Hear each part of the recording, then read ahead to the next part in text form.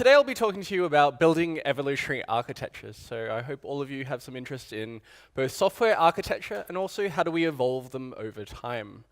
So I work for a company called N26. We're based in Berlin, and we're a digital solution to banking. So we're really trying to bring modern banking to everyone's mobile and provide a one-touch access to all financial products. We have more than 550,000 users across Europe, growing quite heavily, and we're very proud of our sort of user experience by both sort of iOS and Android sort of phones. Lots of great reviews, and I'm the CTO there. So what this means is I'm building out the organization that's building out the mobile bank, and we are looking for people to join us in Berlin if you're looking for new opportunities.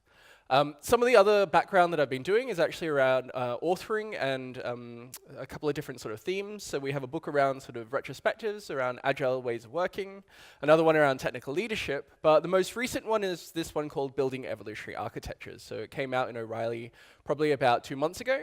And the whole theme of this is really about how do you actually start thinking about architectures from an agile sense in terms of the way that we actually work. So our industry has changed quite a lot, and it's really thinking about how do we keep up to date with the idea about architecture in today's sort of evolving sort of technology workspace. So we talked about the whole topic about evolution because it's a very relevant topic to what we're actually doing. It's all about sort of incremental change. And if there's anything that evolution has taught us is really this idea that change is really inevitable. So there's lots of things that change all the time. And we kind of talk about change in terms of 2 dimensions. So we talk about the technical landscape, but also the domain landscape of the things that have actually changed. So if you think about perhaps in your own history around our technical landscape, what are some of those areas that have really evolved over time? We can think about sort of core programming languages. So when I first started developing, Java was like the new hot thing. And obviously since then, and this was more than sort of 15 years ago, if you think about all the different types of languages that have come out, we have things like Go, Rust, Swift, now Kotlin coming up. You have a whole bunch of new programming languages, and this means that there's quite a lot of interesting innovation that comes with each of those different programming languages. With each of those ecosystems, you have a whole bunch of libraries that help us get simpler things sort of done. And with those sorts of problem spaces as we discover, we also have frameworks. So, as we've moved to more web sort of friendly types of applications, we have frameworks that help us build web applications really rapidly. Same thing around the sort of Internet of Things and new sort of areas that help us solve these problems a lot simpler. And with all of these things, we have lots of tools that help us get things done. So in sort of the last 10 years, I think we've been very good at actually helping ourselves automate a lot of the things around build process and release process, the ideas of continuous delivery, and the tool sets have actually evolved around that. The things around cloud have also helped us evolve that, and we have to keep up to date with all of these technical changes all the time. We also have lots of different sort of operating environments. So I think what we're seeing is now sort of cloud sort of environments and things like containers help us actually shift the way that we think about our operating environments. And definitely things like technical constraints. So if you think about sort of our smartphones, how much bandwidth and network and hard disk capacity that we actually have available also changes the way that we optimize for our sort of problem spaces that we're working on. Now, as developers and architects, it's very easy to sort of focus on this technical domain, but actually we build applications not only for ourselves in terms of solving technical problems, but we're actually building applications for our users as well. And so it's interesting to actually think about what's the nature of our applications that we need to support and the constant change that's going on in that sort of space. So if we think about some of those things, revenue models is definitely something that changes a lot. So if you think about in the sort of early 90s or sort of even early 2000s, we were very much used to sort of buying a product, installing it, and hosting it. Nowadays, we've definitely moved more to a sort of software as a service, where we don't even have this sort of software to install. We rent and license use for things. So perhaps some of you might use this from a Spotify perspective, where we don't actually own the songs and the albums, but we just connect to a cloud service, and then we rent sort of listening to sort of music based on that. And that changes the way that we need to sort of design our applications. If we think about base technology adoption, here in Europe, most of us have some sort of smartphone. We probably have broadband at home.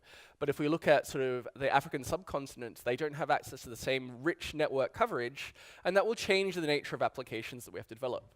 And over time, as those sort of constraints change, we'll have a lot more availability with different types of technologies that allow us to tap into that. So I guess what we're seeing now is perhaps another resurgence of virtual reality type of technology, where that may become ubiquitous, but we don't know that for certain.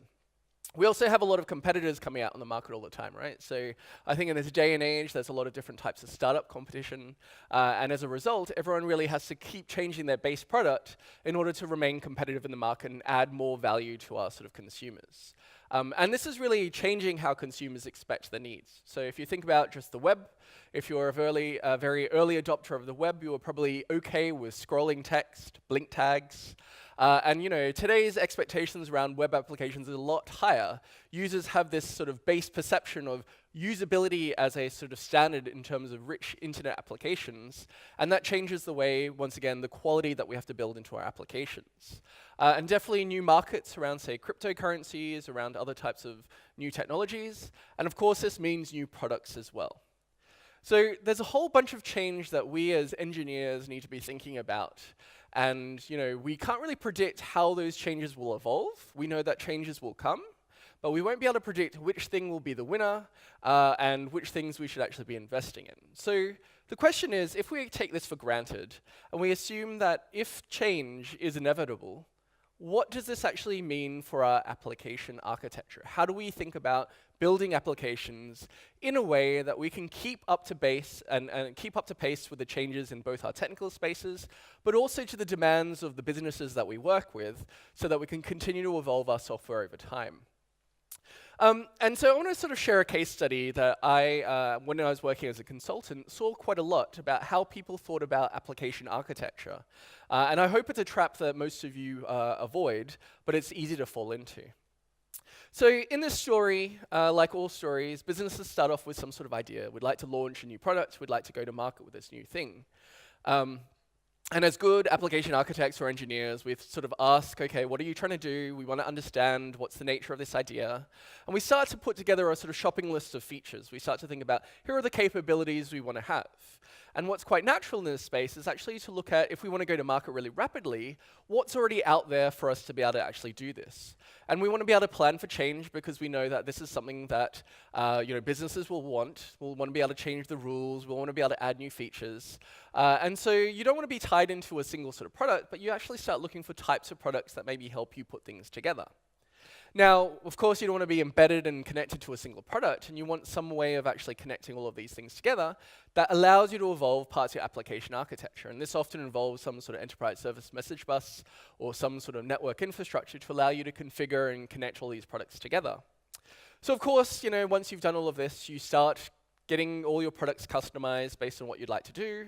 And some months later, after all of these things are sort of working together, you start to understand actually you're about to release to market, but then of course there is some change and the business wants something fundamentally different. Now what's interesting about this kind of story is that often these changes that you agreed with these vendors in their products are all customizations. And of course they can accommodate change, but these changes will actually cost extra. So this is the magic cost of change in their contract that they often have. And of course, one of the difficulties with this is that they're not customizing their product just for you, they're customizing their product for lots of other people as well. And so you have to sort of slot into their available ability to customize their product based on your changes, because that's already been planned. And often this is a sort of 3 to 6 month cycle where you're trying to get all your vendors to sort of make those changes and agree on that. And often when you put all of these things together, you start to discover integration issues across all of these product spaces. And these things get quite buggy. You often have one precious environment where people are very afraid to make changes, because once you've got it going, then it's very hard to get confidence that those changes won't affect any other sort of assumptions that you made. And change starts to become really hard in this sort of space. And often what we see when we've gone down this sort of path of work, even as good intentions as it was, is that the business is very unsatisfied, because now change is really hard to make, it's risky, and it's slowing down actually progress. So the question that we investigated in building evolutionary architectures was thinking about, what if we architected a system for change? What would that actually look like? So rather than thinking about product customization, it's what happens if we built this from the ground up, thinking about change as a first principle.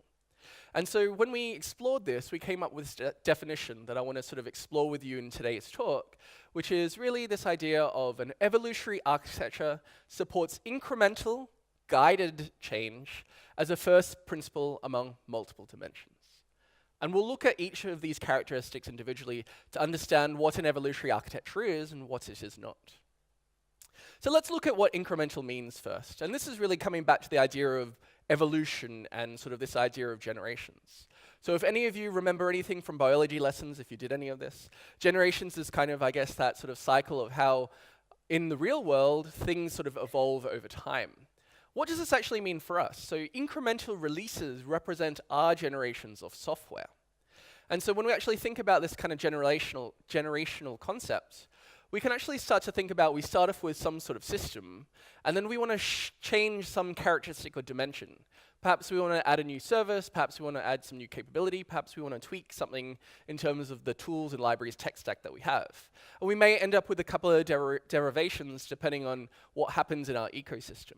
And over time, we may end up with very fundamentally different sort of systems because we're reacting to the changes both in our external environment as well as what's important to us in our technical area.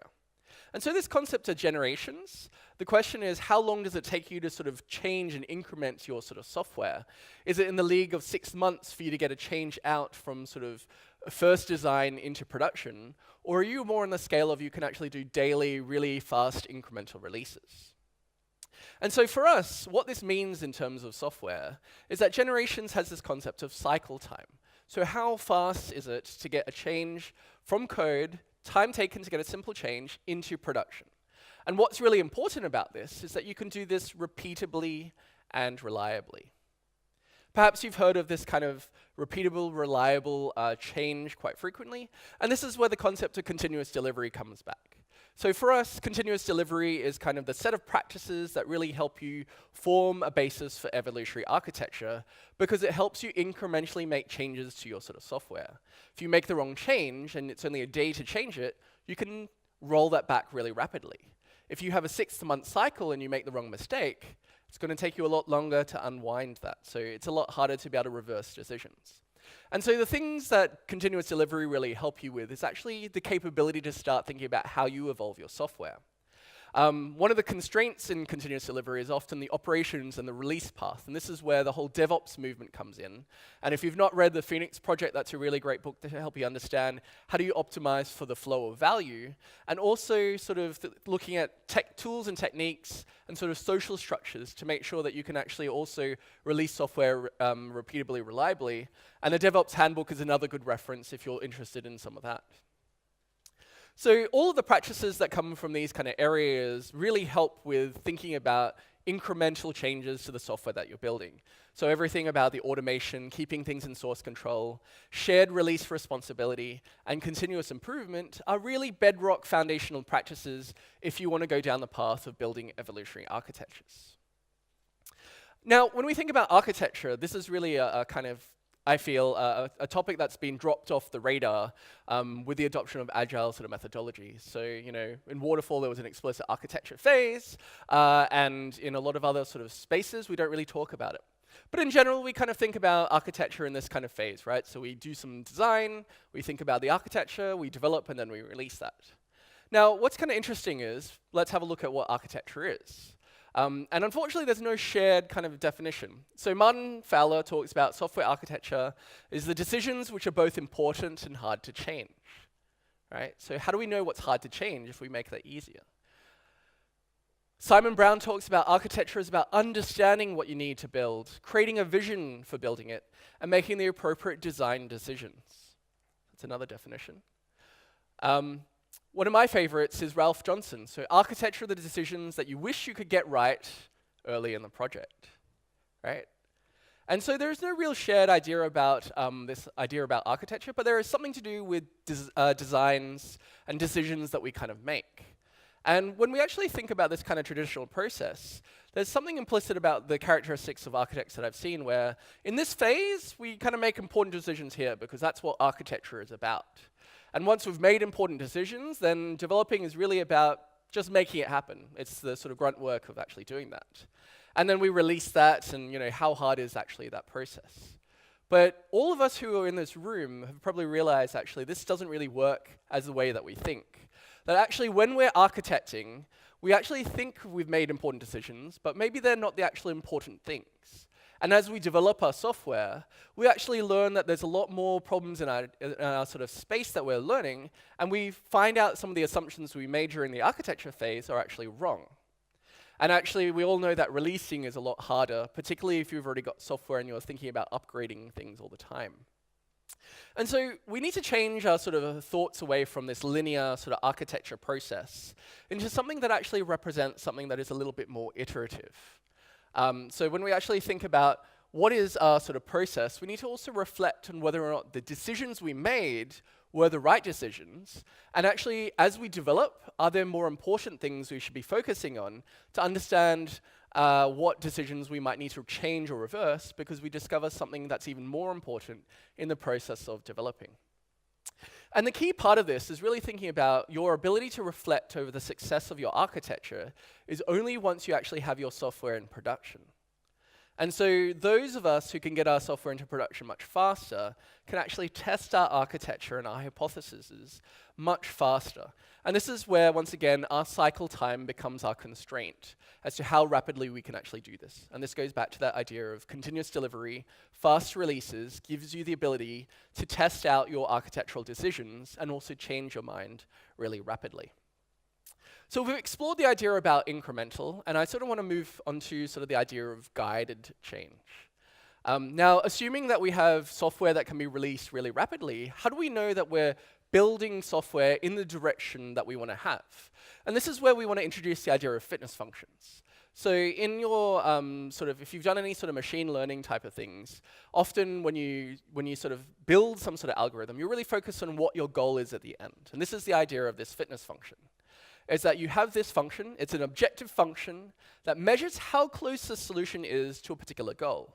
So you focus on the fit for the goal, you don't really care about how you get there, and you allow people to test out, or machines to test out different paths, but you really focus on what you actually want to have. And this is the idea we want to bring to architecture, is about what are the architectural traits that you value, and allow other people to focus on making sure that they can get there, and trying to get to an objective function as much as possible. When we talk about fitness functions, it's really thinking about what are those things that are really important and not important. So sometimes these things are called non-functional requirements, cross-functional requirements, or system quality attributes. But often in my experience, you might talk about them somewhere, but then they get lost in passages of time because people are so focused on building features. And it's our responsibility to make sure that we prioritize and make clear for your application what is important, and those things that aren't so important you don't have to worry about. Once you've identified those things that are important, the question is, can you find some objective measure of actually making these things testable so you can actually focus on validating this each time you release your software? So we go back to this objective function. In the book, we kind of talk about different ways of doing that. So we talk about metrics, tests, and process. So if you think about the types of metrics that you can actually do around code quality or architectural traits, for tests, we can actually automate, and we have a lot of good automation today about how do we test for attributes that we care about. And there are some sort of objective functions that aren't easy to do, but you can enforce through process as well. And I want to sort of explore 3 different types of fitness functions to give you examples about what we mean with this. So I'll talk about atomic fitness functions, we'll talk about sort of a holistic set of fitness functions, and we'll talk about continuous fitness functions if those characteristics are important for you. So if you think about atomic from a particular sense, you might have something about in your architecture about validating that you don't have too much coupling in your sort of system. And in this case, we're using JDepend to make sure that we don't have cyclic dependencies in our type of system. And so this is a simple trait that we can test. We can throw into our build pipelines to make sure that if people are starting to sort of violate this principle of cyclic dependencies, that we can really capture that and then give feedback to developers immediately about how they're violating perhaps the modularization of our system that we have. We can perhaps even expand that a little bit and actually be even more specific by saying which modules or layers in our system are dependent on other types of layers. So in this case, we have the web depending on a util, a repository layer depending on util, and web depending on repository. And if you start to get other sort of dependencies going the other way around, then this test will fail your build. So this is a really great way of actually enforcing architectural layering and modularization in your system. Now, I'm excited by Java 9 because it comes out with sort of a component kind of idea. And that allows us to also make sure that we can validate sort of modularization through component dependencies, which we were never able to do before. And this is really a good example of trying to help people understand what are those modular boundaries when you're dealing with a sea of code. You can draw diagrams that sort of match up those modules, but we have no way of expressing that in the code today. And so we can actually use some tools like this to enforce an atomic aspect of what we care about in our architecture today. So that's an example of an atomic one. An example of a holistic one is really thinking about what's the trait of your system as a whole. And I want to share a story that I worked with a particular client on. So in this particular example, it was a performance-critical fitness function. So we were building a high-volume storage manager where we had an application that would be sent lots of small files really rapidly. And what was really key about this application is that we could send it lots of small files rapidly. It was high write and less read. But it was really important that we had a high throughput of write onto this particular system. We ended up building a sort of continuous delivery pipeline and performance tests to make sure that as we developed features that we wouldn't slow down the performance traits of the sort of system. And what was kind of interesting is we started off with a sanity performance test. So we make a change, we'd run this kind of performance test, and then it would fail the build if anything went wrong really rapidly. So it would be a very short-lived, sort of couple of minute type of performance test. Some of the characteristics of the things that we wanted to check, though, were sort of longer-lived performance traits that are harder to sort of detect over time. So we also had things like a memory soak test, which would mean that when you make a change, it would run for up to 24 hours to make sure that there weren't anything funny with sort of memory leaks or any problems with some things from a memory perspective, and we could still guarantee the performance. Now, what was really interesting is that one day our sort of build failed, and we detected this unusual behavior. So in this sort of test run, we would have really low latency, and then every hour we would find this sort of spike in performance. So we would try to work out what this spike was actually, what it was caused by. And we actually sort of dug around, nothing in the code sort of worked, and we talked to our operations team, and we found out that there was this disk controller, where the sort of disk controller was flipping over from one data center to the other every hour.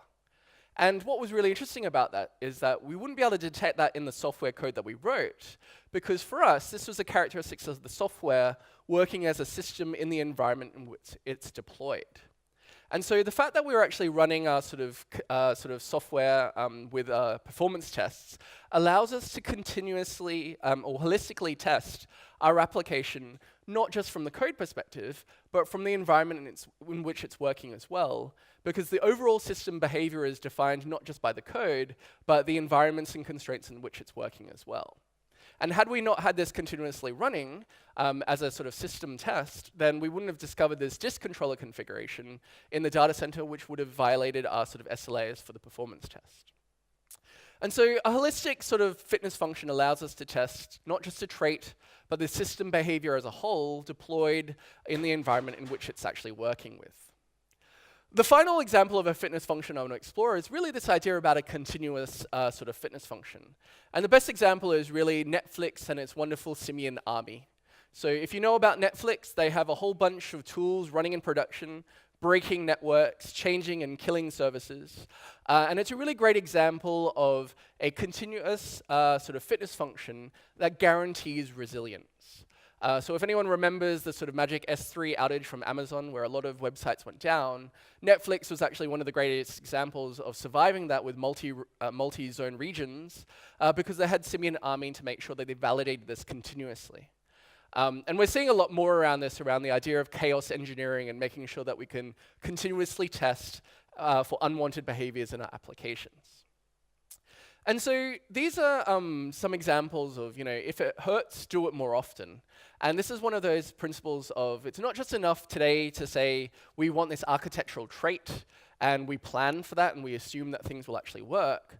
But actually we need to think about more automating our fit of our architecture based on the idea of what we want in our sort of software, so that we can continue to evolve but make sure that we have the traits that we care about and we're really clear with our team about what that objective fitness function is.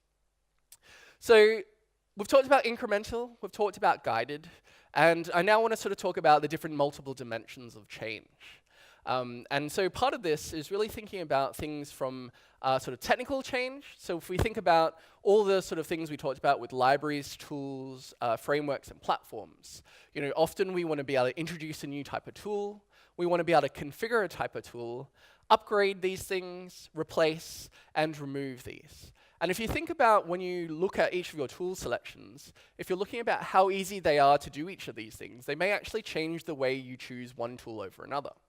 So as a concrete example, we see people who really prefer building evolutionary architectures, preferring sort of software that is configurable via code. Now, why is this? Well, part of this is that we can actually test it in other environments before unleashing it into production. And this is quite different from picking a tool where you have to configure through some sort of UI screen, because you might make a mistake applying it from one environment to another, and then you don't really have that consistency of environments. And so when you actually think about how easy are these things to change, how much feedback do you get, it really starts to change the way that you pick your tools. The same thing could be said about our domain changes, about how we actually design our code. So often in our sort of code, we're really focused on actually building new features. But actually, there's a whole bunch of types of business changes that we need to be able to support.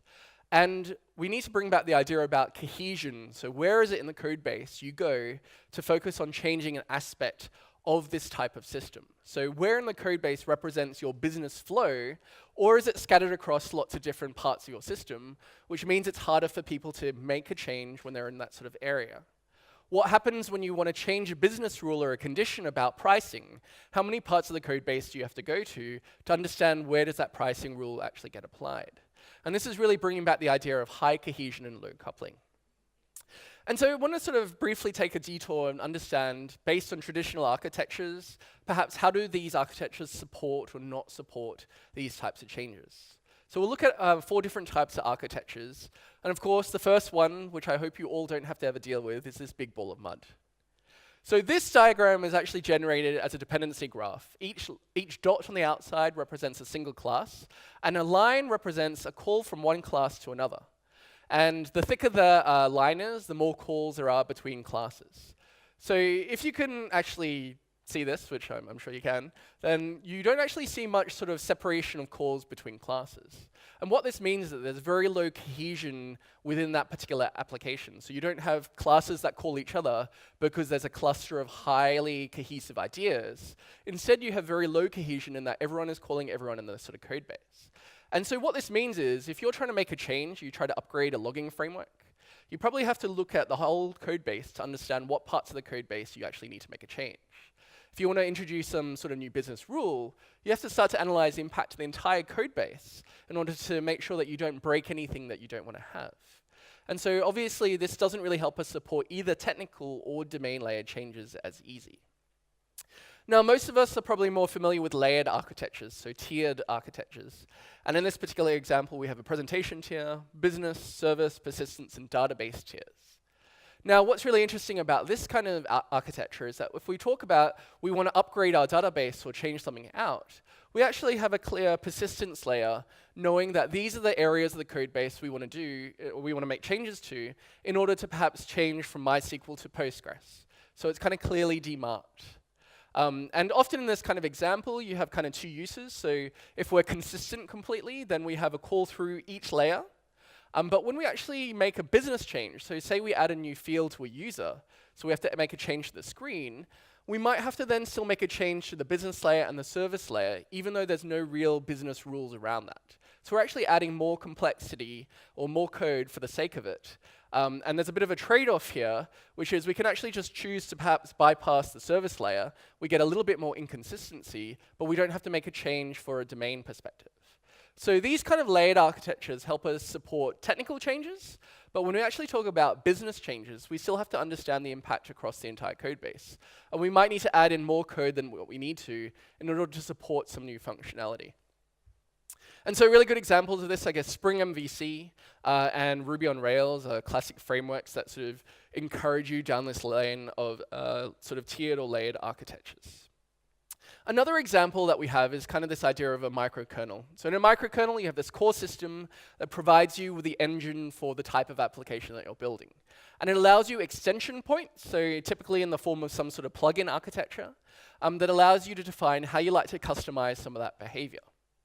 So a couple of good examples around this. Maven, right? So you have your standard build system, and then you can extend based on different types of plugins. We all know probably Eclipse in terms of the IDE, and then we also are hopefully all familiar with Firefox around their sort of plugin architecture. Now, what's really interesting with microkernel architectures is if your application domain fits that microkernel, so if you're building something that's kind of like a web app, then Firefox will work really well, and then you can use extensions to either extend with new technologies or new business rules, so behaviors that are related to web browsing. But what's really interesting is that this is a really high gamble because you have to really understand your domain really well.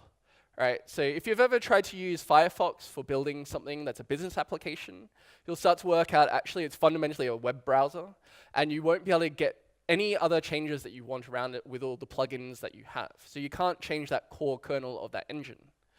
You can still sort of add things on, and you sort of see this with Eclipse, I guess, which is it's kind of plugin container for everything, but it still feels like a very technical, developer-centric sort of application architecture. And because of the way that it's developed, you can't really change that core sort of engine. And I think if you've probably used Maven as well for more complex build tools, you start to realize if you have an application that looks like an Apache project, it works really well if you want to add a couple of things on. But once you get to really complex build systems, you start to do really weird things like plugin based on profiles. It changes the entire sort of behavior of your sort of Maven lifecycle. But you can't fundamentally change it because of the way that the core engine is actually built. So if you have a really good gamble and you can guess that your domain is going to be focused around a microkernel architecture, that can help you extend and support new changes, both technically and domain, but you have to be really certain that you gamble right and that your domain matches the microkernel engine as a core. Otherwise, you'll get to your limits of change. The final one, which is all the buzzword-friendly one, is the microservices. And I think it's interesting if you think about it from a perspective of change, because in today's sort of ecosystem, we talked about how there's lots of technical change constantly, but there's also lots of business rule change all the time. And the trade-offs of this particular architecture is that you end up with a lot more of a complex ecosystem. So you end up with a distributed architecture of some sort, but it allows you to incrementally make changes really rapidly. So in this example of microservices, I talk about microservices done right, around services built around domain entities. So here we have customer, user, account, product, inventory, and fulfillment. Is that let's say that we want to actually change something about the way that we store our customers because we want to understand the relationship between customers. So we want to maybe move away from a relational database to a graph database. So the good thing about this kind of architecture is that we can upgrade one part of our microservice here without affecting anyone else in the entire stack. And that's a really interesting sort of point of being able to incrementally make technical changes to allow us to support new sort of domain areas as well. Let's say we want to change our fulfillment workflow in terms of maybe a different partner that we want as part of delivery as part of fulfillment. Is that then we'd actually go to that sort of domain service, make that change, and nobody else should actually need to know that. And so one of the reasons that this service-based approach is really popular is that if it's done right, then you can actually support incremental technical changes and incrementally make changes and upgrade, replace, remove sort of libraries and frameworks. But you can actually also support the domain changes really rapidly around making sure that you can sort of focus on the areas that you have. But a key application of this is really this high cohesion concept of services based around domain entities. So hopefully it gives you a sense of both your sort of incremental, guided, and architectures that support change from multiple dimensions from both our technical and sort of domain perspective. Now, in the sort of time left, I want to kind of talk about how you start going down this sort of route. We don't have all of the different types of practices that are, or I won't go into all detail because we don't have enough time. But some of the things that definitely help around the technical space is making sure that you have a good continuous delivery set of practices. So that's kind of a basis if you really want to go down this idea of evolutionary architecture. You want anything that really helps you support fast feedback as well.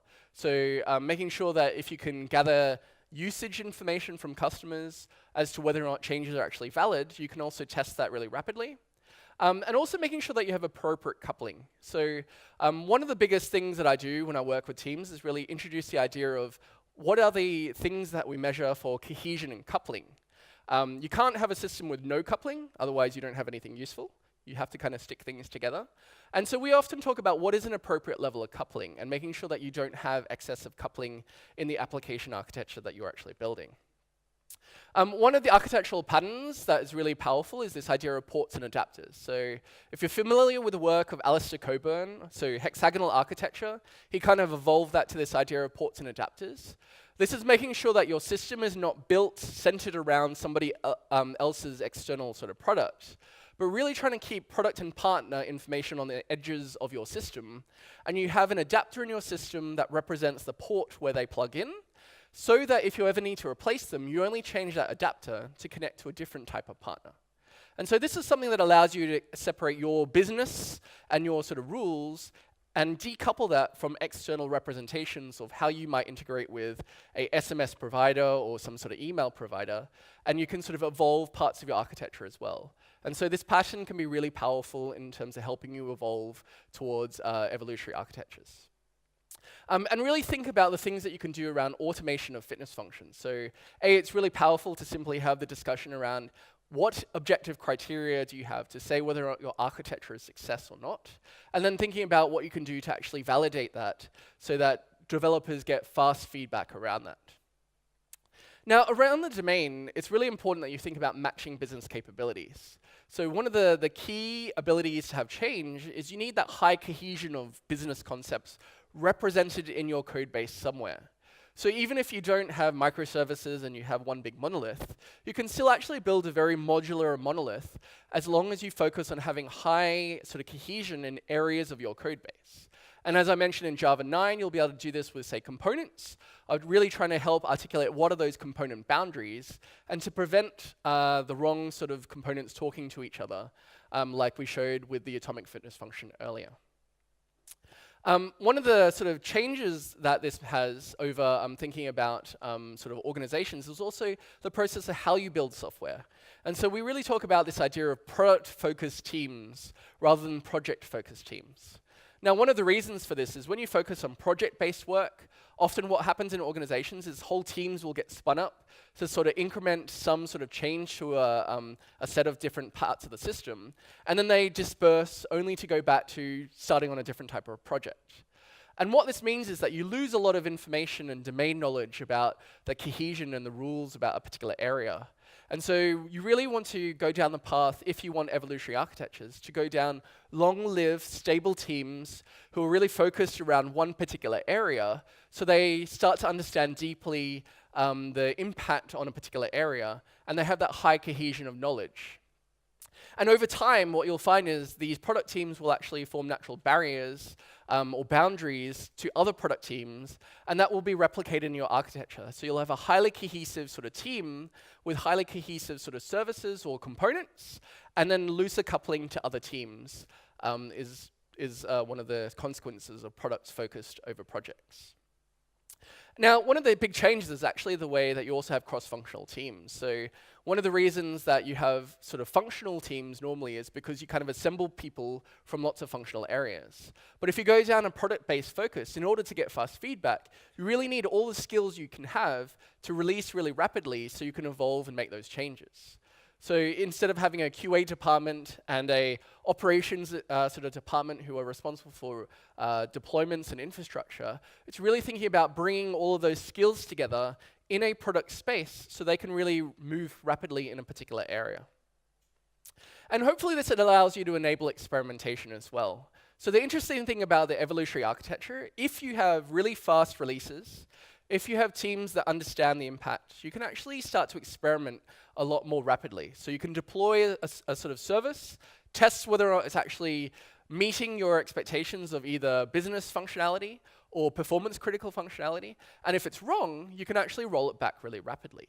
And that's one of the real great benefits of this evolutionary architecture approach, of really thinking about, instead of trying to predict all your answers, is really trying to think about, can you actually test for things? Because you'll never ever be able to really predict the consequences of the code that you write until it's actually in production. And so that enables the experimentation side. Now, the final point is really about how we approach architecture from a typical sense. And one of the difficulties with this kind of way of working of product-based teams, really fast-moving, is often this question about, well, who does all the sort of architecture from a centralized point of view? And this is where we actually flip it on its head and we actually say, you can't have a centralized architectural viewpoint in this model. You really need to focus on getting architectural thinking into the rest of the team. So this is really thinking about how you decentralize architectural governance back into teams. Because as we explored earlier, it's the design and the decisions that make a difference as to whether or not it's a design versus an architecture choice. And so a decision that a developer might make might actually be an architectural decision because it has such critical sort of importance. So maybe to reiterate some of this kind of ideas is really this thinking about, in some organizations, you tend to have people grouped by their skill sets. So you have these teams focused around these types of layers. And if you've worked in these environments, you'll start to notice that there are hard boundaries between our user interface and the server-side people, and hard boundaries between the server-side and DBAs. And this is really the idea of Conway's law in action of your organizational structures reflected in your architecture. Now, an interesting thing about focusing on building evolutionary architectures is if you want to do the things that I talked about, cross-functional teams based around product areas, you actually have to get a little bit into your organizational design about changing the way that your teams actually work. And so rather than actually having them based in layers of functionality, you really want to have them grouped around these business areas working in this sort of space. And for a lot of us, it's going to be a bit of a challenge to actually change the way our organization works in order to do this. But if you're going to do this, this is really the only way that you can make sure that you guarantee your evolvable architectures is by changing the way that your teams interact with each other and by the skill sets that they have. And so we talk about this being the inverse Conway maneuver. So Conway's law talks about how our communication structures will be reflected in the architecture that we have. And we propose the inverse Conway maneuver as to make sure that you guarantee your loose coupling and high cohesion in your sort of architecture, you have to architect your organization to reflect the architecture of the system that you want. Now, one of the key things about sort of getting this scalable is really thinking about principles over rules. And so this is where it's really important to have a set of principles about how you make decisions, about the things that you care about in your architecture, so that as people are making decisions, that they have a good guide as to how do they make good decisions. And this is where it's changing our role from an architect into being the person who decides all the things, and to really thinking about like a town planner. So a town planner doesn't go around sort of saying, this house has to have these features, and this house has to be built in this way.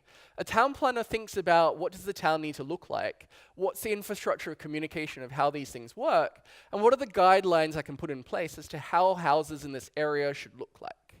So we have zones in the typical sort of well-planned kind of area where we say these things are an industrial zone. And that means that these are the types of buildings that we can actually build here. And we set out guidelines for people who are building the sort of buildings to help them make better choices. And this is really the change in mindset from very typical architects who need to make all the decisions into actually thinking about how do they enable other people to make these decisions. So if a lot about architecture is about making decisions, your value is actually in helping people make better decisions and not making decisions for them. And that's a big shift in how we think about traditional architecture, in you have one person who's making all the key decisions, and actually turning them into a bit more of a supporting role of helping them grow architectural thinking in the team so that everyone can make better architectural decisions.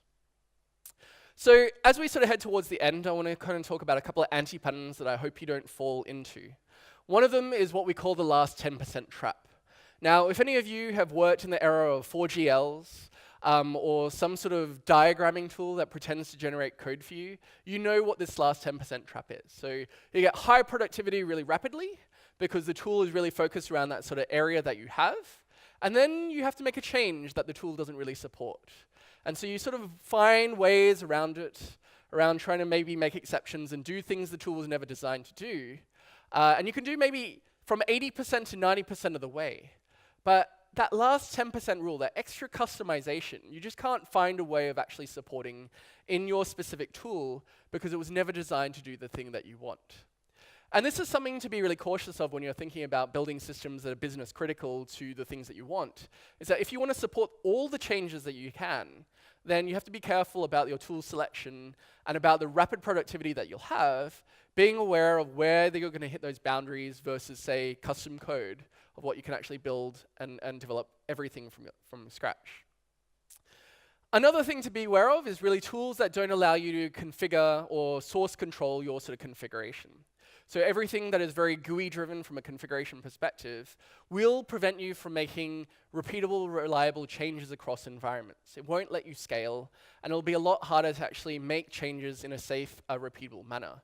So beware of tools that sort of drag you into their proprietary tools to configure themselves, and really focus on things that allow you to export or import configuration that can be represented as code. I think the other sort of side of coding via configuration is being careful of rules engines or enterprise service message buses that allow you to sort of do transformations in the tools that allow them, because a lot of that stuff is really just transformations that are real code. And so actually you have to be careful about coding via configuration rather than focusing on actually just doing the code in code, so you can write tests and get fast feedback around that. Another trap is really being careful about product customization, and this is where we actually recommend, if you're going to buy a product off the shelf, is that you really need to change your business process to probably match that product, rather than trying to customize that product overall. So one of the things that happens with product customizations is that you'll have extra rules in there to support your business, but of course their product roadmap will go off perhaps in a different direction, and at some point they won't be able to support the changes that you have, or you won't be able to upgrade to the newest versions because the rules that you have baked in aren't supported by their newer versions, and you have to wait for them to sort of upgrade your product. And so it's actually better in the long term just to accept whatever the product is from a product vendor, rather than going down the trap of trying to ask them for customizations. And the final one is really the idea about exuberant coupling. So being distrusting of any external API or vendor, and making sure that you're not dependent and too coupled to them, and that you dictate how they actually work rather than they dictate how your code works. So be careful of products that become your sort of container or the application framework, because they will start to put constraints in the way that you deploy code, the way that you configure, and the way that you get fast feedback, which will slow down change and prevent you from actually evolving. Now, in evolutionary architecture is not something that I recommend for everything. So the question is, where do you actually start to use this? So when we think about supporting your applications, we often think about a build versus buy kind of dilemma. It's often not this binary sort of idea. It's actually a bit more of a blur. And we often think about a scale of when we actually pick something, we're actually thinking about what functionality that we get out of it. So if we have custom code, we don't get a lot of stuff. We have to build it all from scratch. If we have libraries, it gets us a little bit, but we have to do a lot more to put them all together. Frameworks allow us to sort of just spin up new things. And then software or components off the shelf allow us to build something really rapidly. But I challenge you, when you're actually thinking about this build versus buy dilemma, to also think about how do you actually support change in these things. So when we actually look at custom code, we can change it however we like, because we can do anything with code. If we go down to the software product side, it will only allow you to do what it's allowed to do, or what customization you can actually support. So be careful about the types of change that you want to support. And when you're actually thinking about, if you go down the path of evolutionary architecture, think about whether or not your systems are value generating, or whether or not you need rapid change. So as an example, there are systems like email systems that we don't really need to build unless you're building an email system as a product. These are commodity, so you don't need to worry about that. Ticketing systems are typically things that are support systems that we don't need to really build because it's not special to how we work. We need some sort of configuration to customize a workflow, but we don't need a lot of change. Sometimes we do experiments of new products. We want to do something and throw it away if it doesn't work out. We're not really caring about change. And the sweet spot for evolutionary architecture is really these strategic systems. So these things that generate a lot of value for our business, and we need a lot of change. And these are the things where I challenge you to really think about using the practices I talked about in evolutionary architecture. So to conclude, I hope that you really understand that evolutionary architecture is something that supports incremental, guided change as a first principle among multiple dimensions. And what's interesting about this is it's not just about architectural choices, but it's also about the decision-making process and thinking, the ecosystem of how we build these systems, and also the organizational and cultural aspects of how you organize your sort of software delivery teams to understand the architectures that you actually want. Thank you very much, and I'll be around if you want any questions.